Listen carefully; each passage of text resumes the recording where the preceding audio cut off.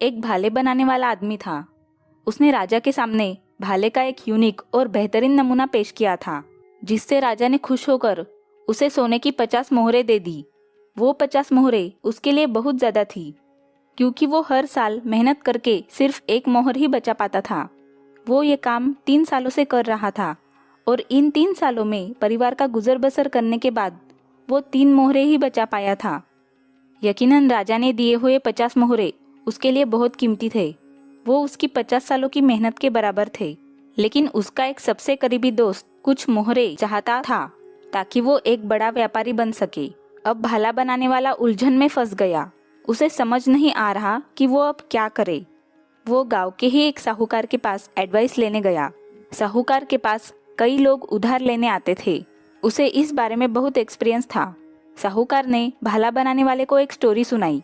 एक किसान था जिसे जानवरों की भाषा समझ आती थी। एक रात उसने अपने बैल को अपने गधे के साथ बात करते हुए सुना।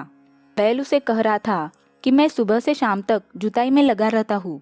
चाहे कितनी ही गर्मी हो, चाहे मैं कितना ही थका क्यों न हूँ, चाहे मेरी गर्दन में कितना ही दर्द हो, मुझे काम करना पड़ता है। दूसरी तरफ तुम हमेशा आराम करते रहते हो। तुम्हें रंगीन कंबल से सजाया जाता है। तुम मालिक को मनचाही जगह ले जाने के अलावा कुछ नहीं करते। जब मालिक को कहीं जाना नहीं होता तब तुम आराम करते हो और सारा दिन हरी घास खाते रहते हो। गधा बहुत दयालु था। उसने बैल से कहा, तुम बहुत कड़ी मेहनत करते हो, मैं तुम्हारी मदद कर सकता हूँ। कल तुम बीमार होने का बहाना बनाओ, मैं तुम्हारी जगह काम करने जाता हूँ। दूसरे दिन बैल ने बीमारी का बहाना बनाया और किसान बैल की जगह गधे को जुताई का काम करवाने ले गया।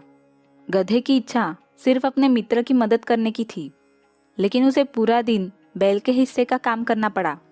शाम को जब वो वापस आया तो उसके दिल में कड़वाहट भरी थी। सारा शरीर थक गया था, गर्दन दुख रही थी। इस कहानी से हमें ये सबक मिलता है कि अगर तुम किसी की मदद करना चाहते हो तो ये जरूर ध्यान रखना कि उसका बोझ तुम्हारे ऊपर ना आ जाए। ये स्टोरी सुनकर भाले बनाने वाला आदमी सोचने लगा कि मैं अपने दोस्त का बोझ अपने ऊपर नहीं लेना चाहता। फिर उसने साहूकार से पूछा कि आप बहुत से लोगों को उधार देते हैं, क्या उधार लेने वाले हमेशा उधार चुका देते हैं? साहूकार ने जवाब देते हुए कहा कि सबसे सुरक्षित कर्जदार वे होते हैं जिनके पास कर्ज की रकम से ज्यादा संपत्ति होती है। जरूरत पड़ने पर वो संपत्ति बेचकर कर्ज चुका सकते हैं। कर्ज देते समय उनकी कोई मूल्यवान चीज मैं अपने पास रख लेता हूँ। ऐसे लोगों को कर्ज देते समय मुझे विश्वास होता है कि मेरा धन सूद समेत वापस लौट आएगा। दूसरी श्रेणी में ऐसे लोग आते हैं जिनके पास ज्यादा संपत्ति तो नहीं होती, लेकिन एक इनकम सोर्स होता है। वो ईमानदार होते हैं। वो कर्ज और सूद दोनों को चुका सकते हैं। ऐसे लोगों को भी कर्ज दिया जा सकता है। तीसरी श्रेणी में ऐसे लोग आते हैं जिनके पास न तो कोई जायदाद होती है और न ही कोई इनकम सोर्स। इस टाइप के लोगों को कभी भी लोन नहीं देना चाहिए।